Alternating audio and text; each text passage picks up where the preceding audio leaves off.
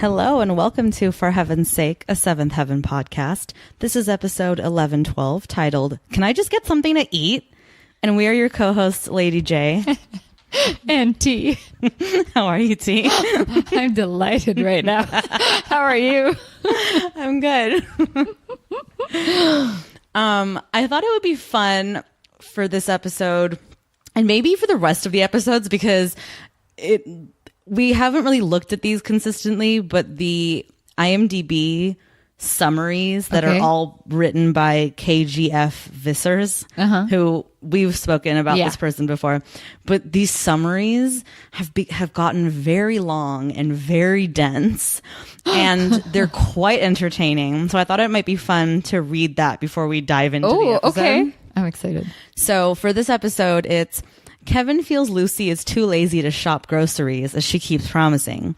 She hates him buying wholesale and throws out everything officially past its expiration date. He is pragmatical about his New Year's resolution to save money before they have a second baby.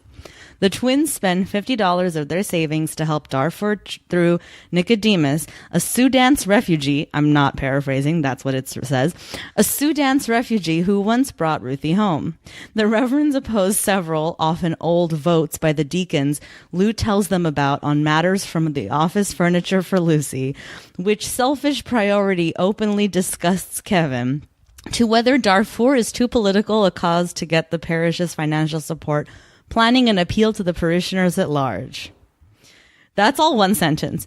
Ruthie arrogantly pretends her Scottish political talks make her an expert on all world problems compared to T-Bone, who never was overseas and has no PC, but soon finds Margaret has doubts about the material Jane gave Ruthie and in mere hours learns more than Ruthie. He stresses nobody helps as much as the U.S. It's never enough. He realizes the complex context. Kevin tries to educate the girls who react emotively, yet shows generosity. Oh, Jesus Christ. So if you followed all that, the job's done. We did it. Done. Bye. See you next time. Oh, okay. This episode is just another in the long line, and I'm hoping it's the goddamn last ever, of these like propaganda, like let's tackle a world issue episodes. Yeah. That are so stupid. Yeah. That it's impossible to listen to. Like, it's like, they're just information machines. Yeah. All they're doing is spouting facts. And if fucking Margaret said the word Darfur one more fucking time, I might have clocked her, honestly. Oh, yeah. Like, no one talks like that. In the same paragraph of sentences, she keeps saying Darfur. Like, no one knows what to do about Darfur. The situation in Darfur is very complicated in Darfur. I mean, Darfur is it's really bad in Darfur right now. Like, basically, that's exactly what she said, you guys. Yeah, pretty much. That was your script. So bad. Not to mention that Ruthie and T-Bone are literally just literal Wikipedia pages. Yeah, yeah. Entire episode. Exactly. And then on the other side, you've got fucking Lucy dealing with a desk she wants. Like, what is happening in this episode? T. Why? I just love that I really don't have to say anything because it's exactly how I feel.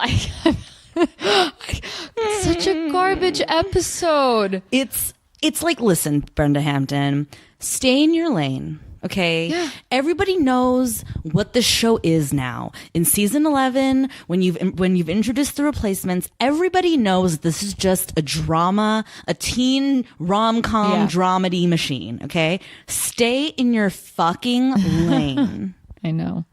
Nobody needs to hear this from you. What is this propaganda? And then they trot out Nicodemus our token Sudanese boy. Like, what? It's so just and I honestly feel like Brenda Hampton herself doesn't know about the situation in Darfur. I don't think so. Because she just keeps spouting stats and facts about how much money the U.S. has spent. Okay. And mind you, all the characters keep saying is, what are we going to do about Darfur? And then they don't do anything about it. They don't. So clearly Brenda doesn't even have like a stance or anything. And she's not trying to take a stance because at the end of the fucking episode, it's like, what are you going to do about Darfur? It's complicated in Darfur. I mean, I feel like it's a political issue. And like, I mean, the U.S. was the first country to call it a genocide. Why can't the UN do it? Ugh. Yeah. Kill me. I was like, so I don't need to go back into C-SPAN. I don't need to like mind you, because I'm a better person than Brenda Hampton. I did do some research today on Wikipedia because I wanted to like speak intelligently about it, because I realized after watching this episode twice that like I don't actually really know about the whole issue about let's call it what it is, about the genocide in Sudan. Yeah. I didn't know anything really about it. I guess maybe I was like too young and ignorant when it was like all up in the news 10 or however many years ago, excuse me.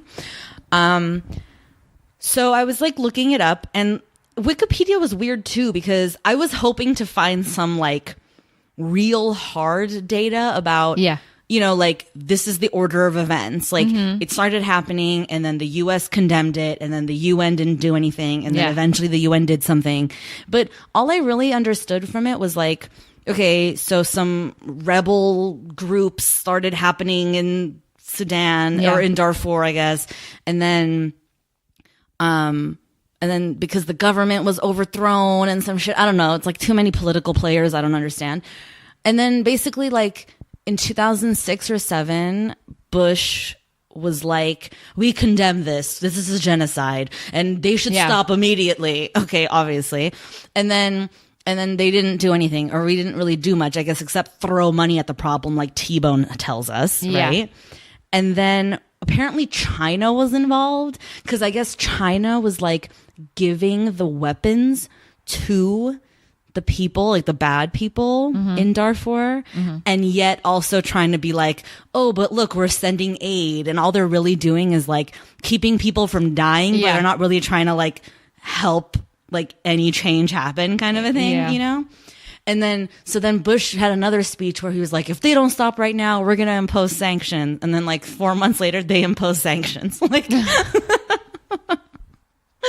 that's basically, and I know I'm laughing and I'm making light of the issue, because apparently it's like not even, it's still ongoing. Yeah. Like to this day. Yeah. There's no end date. Which is terrible, obviously. And I'm not trying to like make light of it. But I also recognize, and I don't know how you feel about it, but like, I don't want to get political on this show. Like, no, I want to just talk about this episode of Seventh Heaven and how they what they're doing about it. So like, whatever, I'm here for that. So, okay. First things first, we got to talk about Kevin and Lucy, because what the fuck is happening with these two? Like, I don't even know how to say this without just being like so blunt about it, but like, fuck Kevin, like with his own foot up his own ass. Yeah. Seriously. That's what I want for him right now. He's such a fucking piece of shit. What is his problem? Yeah, I didn't understand this fight. What's his deal? Is this like news that Lucy's a working woman and she's gonna be kick-ass and she's got other priorities besides you? Is this news to you? I was oh man. At first I was like, I was wondering like, is there no sex happening in this life? In this situation? I thought it was gonna play out in a different way. I was hoping for that. Oh, but he was wanting her to be home so they could fuck? Yeah, like okay. I was kind of hoping for that. But I would have understood it better. Yeah, exactly. But then it just got worse and worse. And I was like, okay, so this is going to be an actual issue in this episode. But what's the issue? That she's not grocery shopping? Yeah. Bro, what are you doing all day? She's the one that's going out there and helping people and doing something. What are you fucking doing all day? What, like... And I don't want to, I'm not trying to come from this like sexist place or whatever. I'm just literally, I'm looking at the cards on the table and I'm like, Kevin, why the fuck are you shoving, like, why are you like down her throat about the fact that she keeps saying she'll grocery shop and she doesn't? You fucking grocery shop then, bitch. Yeah. Like, Really? And they're acting as if they don't even live in the same house. He's like, I don't need to shop. I have all the food I need. I'm like, oh, so you guys don't even share food in your house? What? Dude. It's infuriating, to say the least. Yeah. Mm-hmm. And then she's like, so then she gets to work, and all of a sudden the problem that hasn't been a problem for 15 years becomes a problem that she doesn't have her own desk in the office. Yeah. Okay. So this whole episode is about her like staking her claim, right? Yeah. Like, which I understand. She wants to stake her claim. She's now a part of this church. She's pretty much like ingrained herself in the inner workings. Mm-hmm. She's got her teen group. She leads things. She's taking care of like community stuff, whatever. Like, why shouldn't she have a piece of her own, thing here? Yeah. And then all of a sudden Lou gets involved with these fucking deacons of his. Monsters. And apparently they have to run all decisions through the deacons, including like furnishing decisions. Like, she can't bring a desk in this church unless they approve it. Mm-hmm. And I guess they have to approve not the kind of desk, just that there's going to be an extra desk. Yeah. And Lucy's like, what the fuck, dude? Like, why? And he's like, well, I don't know. They're talking like, your work is out there with the people, and you don't need to be cooped up in the office and whatever. And Lucy calls him on it. She's like, oh, is that what it is? Or is it that they think I'm not actually doing anything? Yeah. Because we know she's doing shit. Yeah. And like, Lou's a little bit of a bitch in this episode too. Yeah, he is. And but I also blame Brenda, because like, why have these nameless, faceless deacons? They're like these like unseen villains of the show. Exactly. Like, fucking show me the deacons. Like, remove the veil. Mm-hmm. Why don't we see a scene of them having like a council meeting or something? Yeah. And Eric and Lucy get to like make their case. Yeah. Why does Lou have to be the go-between face of the deacons, Yeah. No, I hear you. Which, is Lou then not a deacon? That's what I thought he was a deacon throughout this entire time. Because deacons essentially, at least in this church, function like a board, like a committee board or whatever, which I have always thought that Lou was part of that, because he's always like inserting himself in decisions and stuff. Exactly. So I don't fucking know. Whatever. But at the end of the day, she gets her desk. Yeah, she does. And when she gets her desk, Kevin calls her, and she's like, I got a desk. I'm so excited. And this little bitch doubles down on his misogyny. And he's like, I was going to apologize, but now I'm not. Mm-hmm. Why, Kevin? Where is this coming from? I don't understand. Like, Brenda has done such a horrible job of explaining to us, the audience, where this is coming from. Yeah. There have been no seeds planted up to this point in previous episodes showing like, like discontent or whatever. Or does he feel not appreciated? I don't know. But they didn't even do any of that. But there's nothing to feel underappreciated about. The literal thing stems from the fact that she threw away, quote unquote, perfectly good food that is past its expiration point, which I'll admit, expiration points are a total crock. Yeah. Expiration points? Expiration dates are a total crock, and eggs are fine, kind of a thing. But at the same time, Lucy makes a good point of like, why do we have a fucking grocery from a developing nation in our basement? Mm-hmm. Like, we have cans that I can't lift, boxes upon boxes of shit that have passed their expiration date. Yeah. We have fucking 144 rolls of toilet paper in our basement. Like, God knows how many carcasses in the freezer. Like, what are we doing? And he's like, I'm saving money, which that ends up becoming his, like, learning curve of like realizing it's wasteful or whatever. But and it totally, I don't know, because I know you guys aren't like, your family's not like this, but my family's like this. We buy shit in bulk, shit that we'll never get through, and then we toss it. And my mom's excuse is like, well, if I was gonna spend that much money anyway, who cares? Like, Oh my God, Mom. Like, I can't tell you how many times, like, we go to Costco, like, they'll go to Costco. Costco's the devil. Well, where else do you buy in bulk? Right? Yeah, Unless you're exactly. buying online like Kevin is, I guess. But Costco has these, like, 2 gigantic blocks of mozzarella cheese, right? Yeah. Like, these, like, gigantic blocks, 2 of them, and you got to buy 2, right? Because that's how it's packaged. Yeah. And she'll get those, and mind you, she does eat a lot of cheese. Like she'll take like 3 slices of cheese with her every morning for breakfast or whatever, you know? But at the same time, like that shit's going to go bad because you've got literally a billion other things in your fridge. Your fridge can't handle the capacity of the stuff that you've shoved into it. So the cheese is going bad before you can get to it. And so is everything else. Like milk always went bad in the fridge because we'd get it by the 3-gallon full, you know? Like, I was getting so much anxiety seeing Kevin be like that. So I was like, oh yeah, this is bad. This is terrible. This is bad. He fucking, and then he acts as if, because he's got it in the basement, right? Yeah. He acts as if the basement is like a second location. Yeah. When he goes across the street to Annie's to have breakfast, right?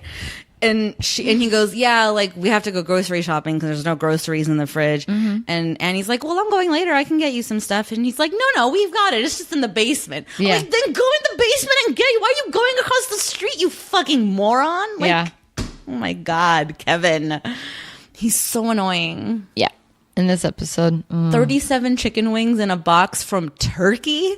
You're ordering chicken from Turkey to save what, 10 cents? Like, you are a fucking idiot.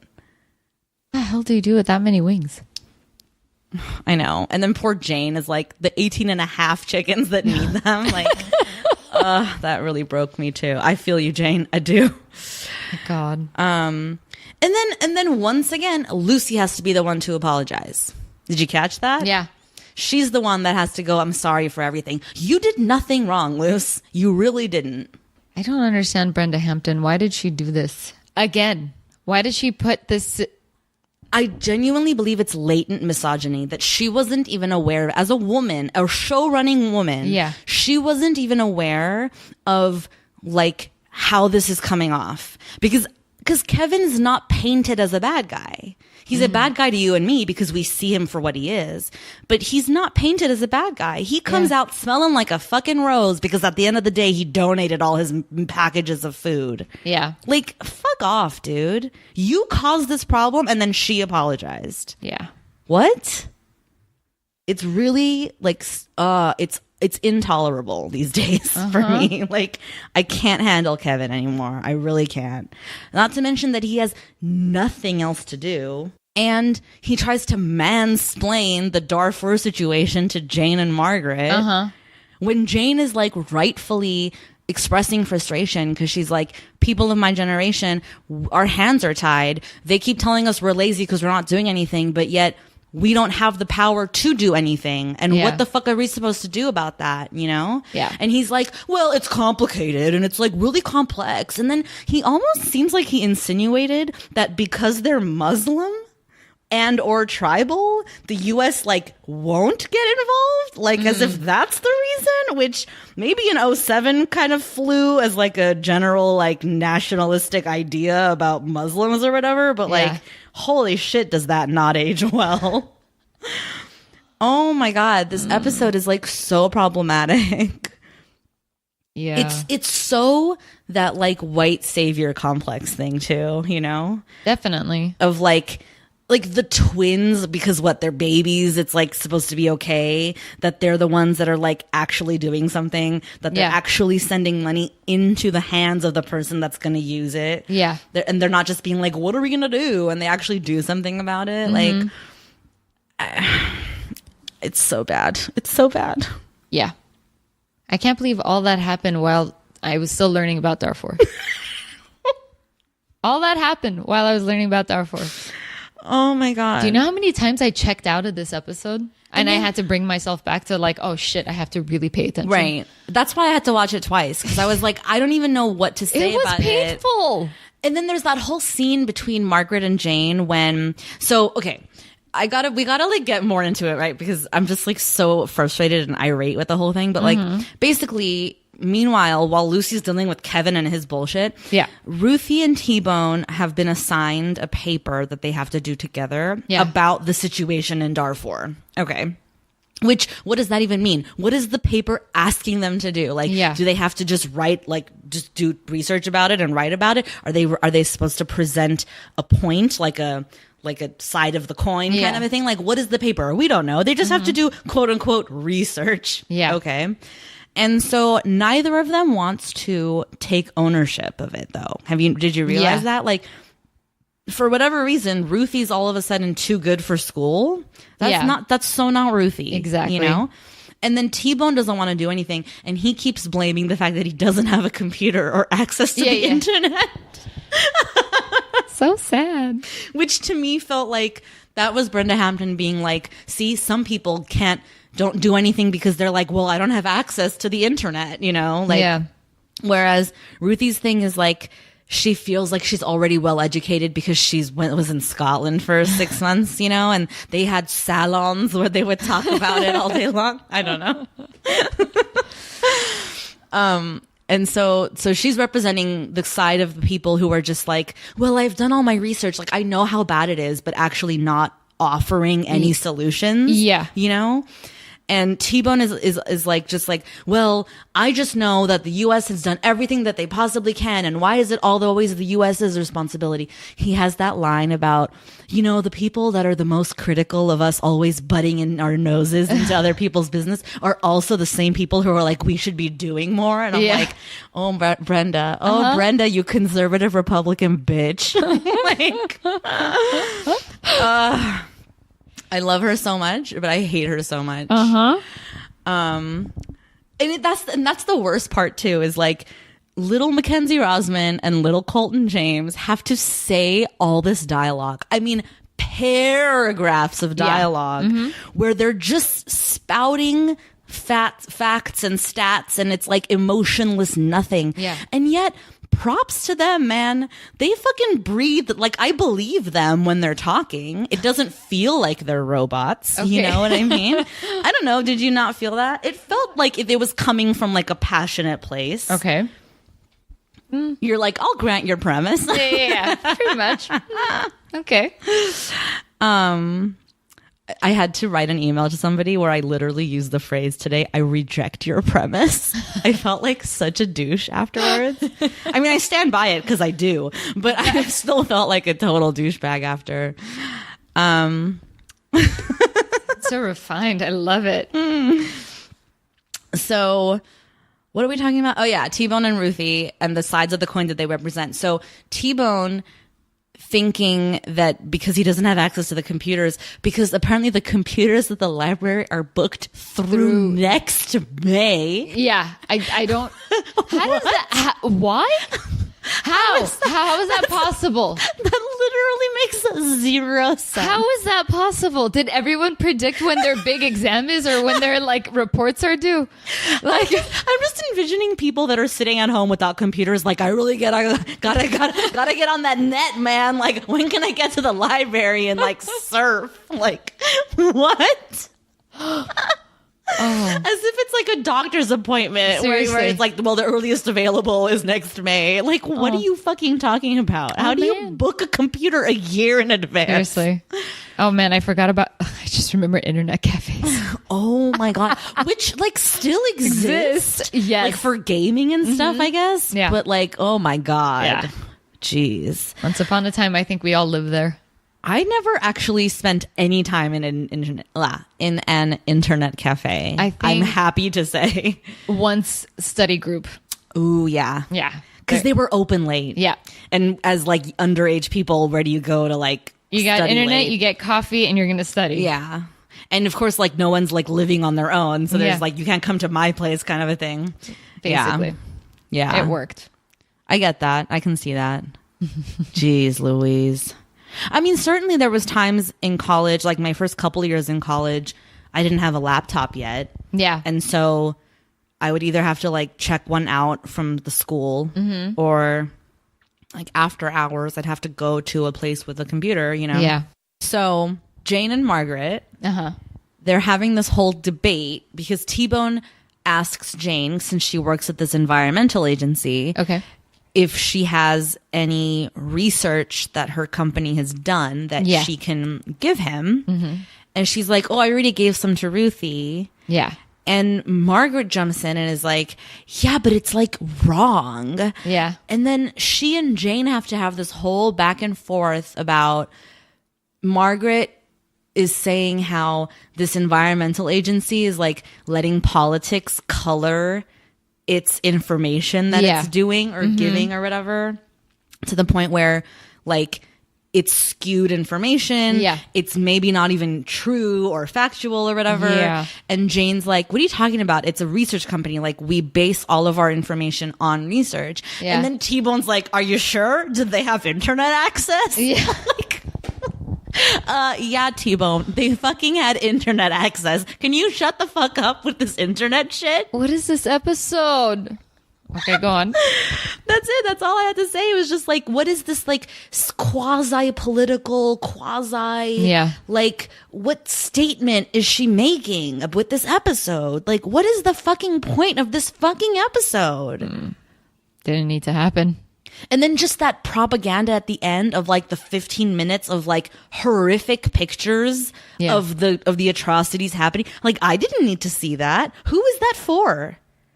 Is that to get people out of their seats to be like, I gotta call and donate money? Yeah. So did these people pay you to make this episode? Are you like a propaganda machine for these organizations? Is this what this is about? Like, who the fuck are you, Brenda Hampton? Yeah. It's so frustrating. Well, It's not fair. It's not fair to the American people that just want to sit down and escape their lives for an hour on this Monday. That's the thing that pisses me off. Imagine you're the audience at the time. Yeah. You're going to tune in. I already got the fucking news. I have CNN, I have Fox, I have MSNBC. I have everything. It's all there. Right. I don't need it from a creative agency that's supposed to create a fantasy or whatever show that I want to watch. And again, you're going political on me that I have to remember, oh, my reality, it's right outside. Right. Fuck that. And, you know, it's funny that you brought it up that way or said it that way, because as I was doing the research about the atrocities in Darfur and everything, like, it occurred to me that, you know, 2007 was a long time ago, like in terms of the evolution of like the availability of information and the news and everything. Yeah. It's pretty much the dark ages nowadays, because with the world being as small as it is, and with the 24-hour news cycle and everything, and information is readily available, and it's fact checked and it's accurate like immediately kind of a thing. Like, I could see how in 2007 having a debate on television about like, what are the facts, what's real, what can anybody do, throw your hands in the air, ? You know, like, maybe that was the level of discourse that was happening back then, because there was less readily available, like at your fingertips information, you know? Because the truth is people didn't have computers. People didn't have access to the internet. You only had your local news, you know, like, or whatever, C-SPAN, shit like that. But like, that's really all you had. And then you would have these nationally televised speeches that the president made that you were like, okay, well, that's what he's saying, so I guess that's what they're doing. Like, you know? Like, I not that I'm trying to like defend this propaganda bullshit episode, but I'm saying like, I could see where if you're Brenda Hampton and you want to make a statement, you're like, yeah, I kind of can do this, because I'm going to say how, like, what do we do? you know? I don't know. I get it. I know where you're going with this. But again, no, I know. It sucks. Like, I think... Okay, Lady J, did we already mention that there was an episode that we can throw away? Yeah. This is our second one. Yeah. Yeah. This isn't good. No. It's only going to get worse from here. Fact, this is the one you throw away over the other one we said you throw away for sure. Like, yeah. If this is the second one, oh, I'm so sorry, babe. I know. But it's okay. I got you. Can I tell you, this is a little bit of a non sequitur, but it's like funny that you bring it up the way you just did. So we got a listener. Did you see it? I did. Oh my God. So one of our listeners, which we should probably save it for our finale moment, right? Okay. we'll tease it, but then we won't get into it. So one of our listeners, Ben, who like you are sent from heaven, Ben, he did the thing that we always wished somebody would do. And I feel like we've made it. Okay. I feel like we fucking made it because somebody has done this. He has aggregated all of our ratings for every episode from every season into a spreadsheet. The nicest. It's so fucking clutch. Yeah. I love him so much. I can't wait to like break it down with you when we get into it. And I asked him if he could like when the final episode airs, like send us a complete one, you know, so we have like a complete thing. Yes, I'm really curious about this. I know. It's really awesome. I'm so excited. Anyway, so which I only brought up because you're right. Like this season is like the most garbage season. And I know we've said that before. Yeah. But like now with all the hindsight and this being the last season, this is the most garbage. In fact, take the whole fucking season that we haven't even finished looking at yet and throw it in the garbage. Yeah. As far as I'm concerned. Could have left me at season 10, y'all. You just could have left. You really could have, you know, and I've looked it up and I finally confirmed it. Nobody is going to make an appearance this season. Matt doesn't come back. Simon doesn't come back. Mary, we knew, doesn't come back. No one comes back except for the people that we've already seen. I know. Okay. All right, fine. So yeah, I feel like what else happens in this GD episode? Oh, okay. We need to talk about. So not only is Lucy dealing with misogynist fucking Kevin. Yeah. Okay. She's got her little teen group coming in, right? Yes. And she's excited and they're excited. Everyone's excited because I shouldn't say she's excited. She's a little bit like pissed at Sandy because Sandy's like, oh, for my class, can I come and observe your girls student group thingy, teen group? And Lucy's like, ugh, okay, why is she like up my ass like all of a sudden, like as if I'm not already busy, like now she's gonna be here kind of a thing. But Sandy shows up, and the minute Sandy shows up, these little teen girls are now up Sandy's ass. They're trying to get all this information out of her, like, oh my God, what was it like being a teen fuck up with alcohol and drugs? Yeah. How was it like being a single mom? Like, was Martin your first? You know, like all these like stupid fucking questions. And Lucy's like, girls, focus up, like eyes on the prize. Can we fucking have a real discussion? Sandy's not here to be a circus clown and like answer all your questions here, you know? And Sandy does say, she's like, listen, I don't mind answering if you don't mind them asking, kind of a thing, which good on Sandy. Like, she's not trying to be like, don't ask me personal questions, you know?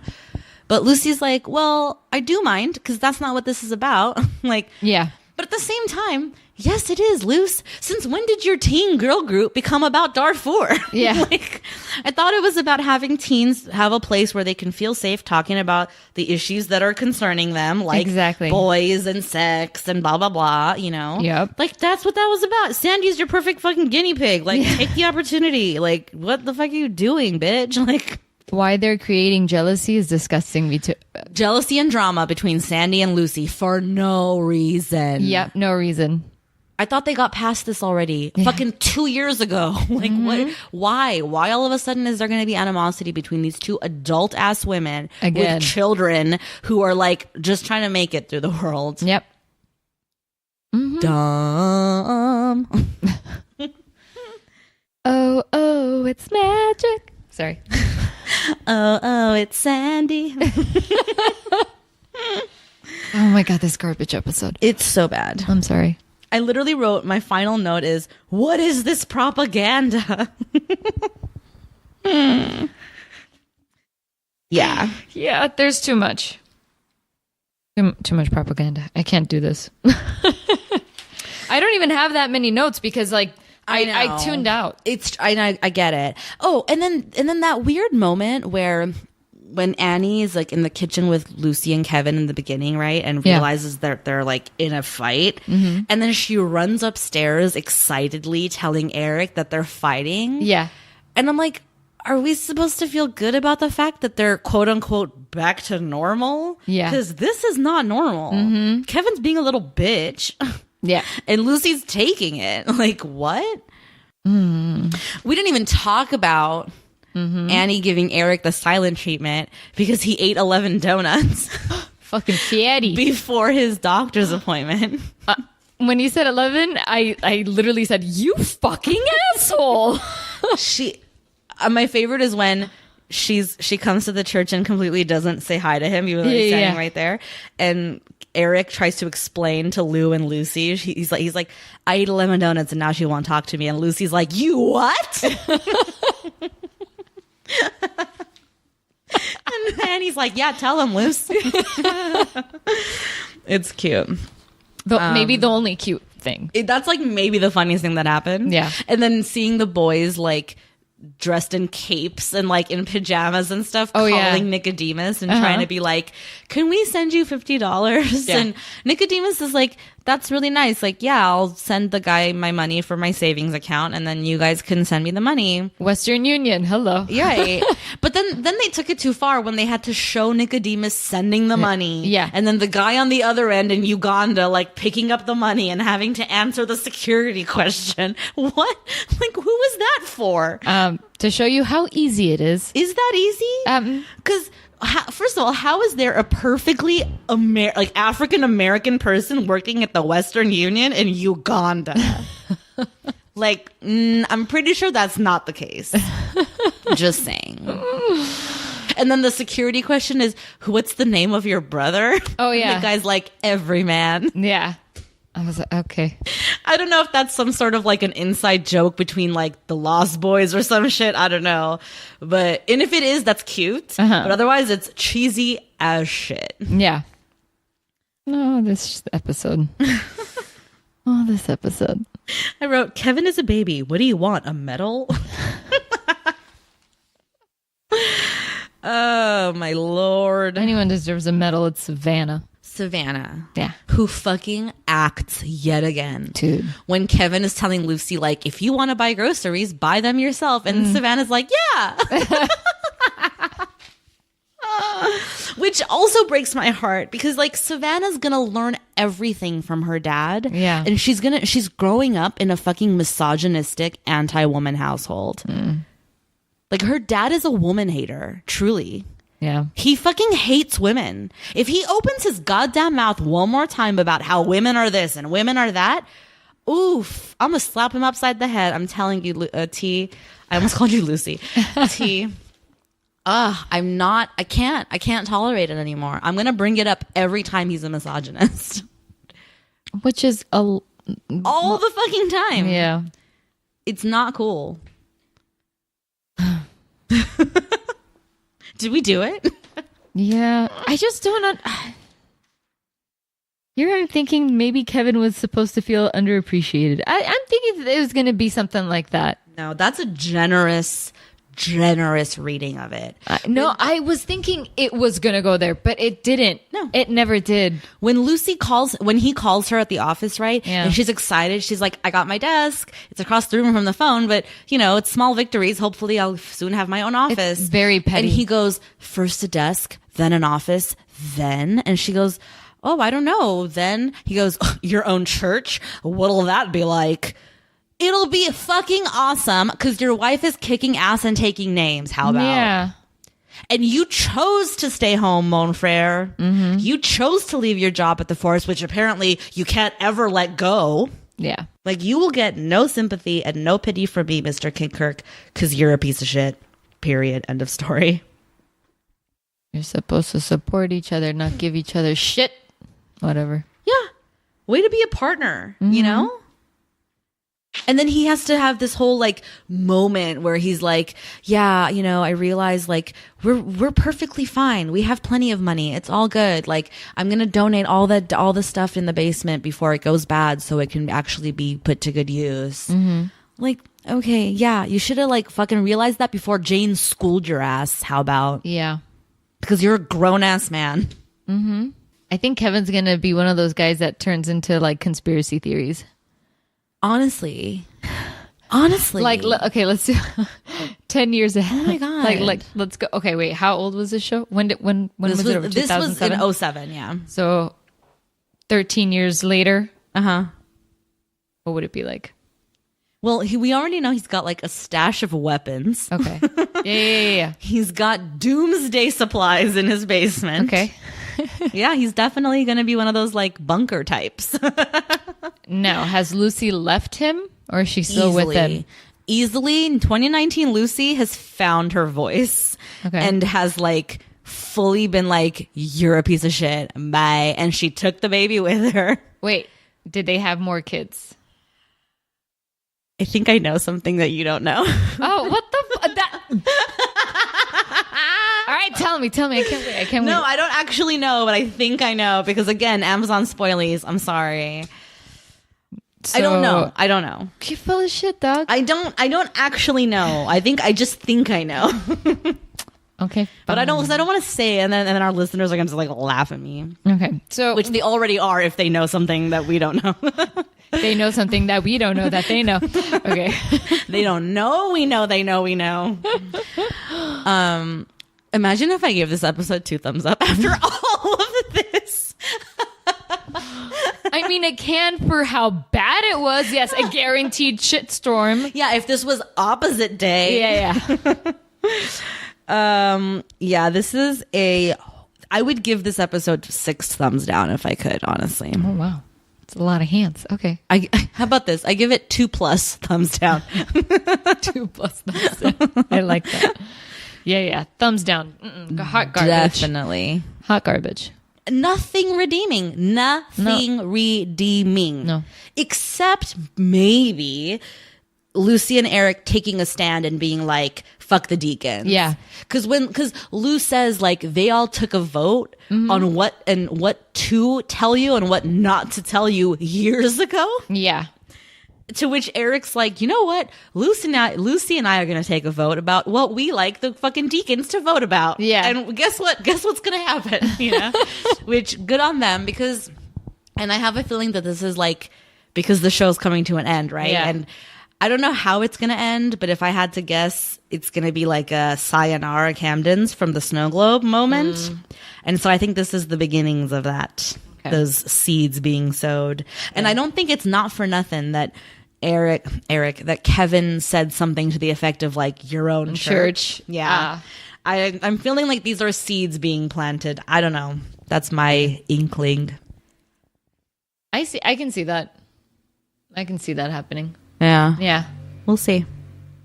We shall see in 10 episodes. Or less. Well, that's going to do it for us, folks. Yeah. Thank you for listening to us yell at you for 45 minutes. You know where to find us on social media. Send us your questions, your thoughts, your musings, your algorithms, indeed. We want to hear from you guys. We are wrapping this up very shortly. I know. Before you know it. And we want to do something special for our final episode. So send us those things. And then, you can find us on Patreon at patreon.com/4 Heaven's Sake Pod, where you can subscribe and get access to 2 bonus episodes a month of live commentary on movies that T has seen that I have not. There's a bajillion hours of content up there already. Great bajillion hours. So many bajillion hours. And there's more to come. So subscribe now. You get the entire back catalog and everything else in the future. And until next time, bye. Bye.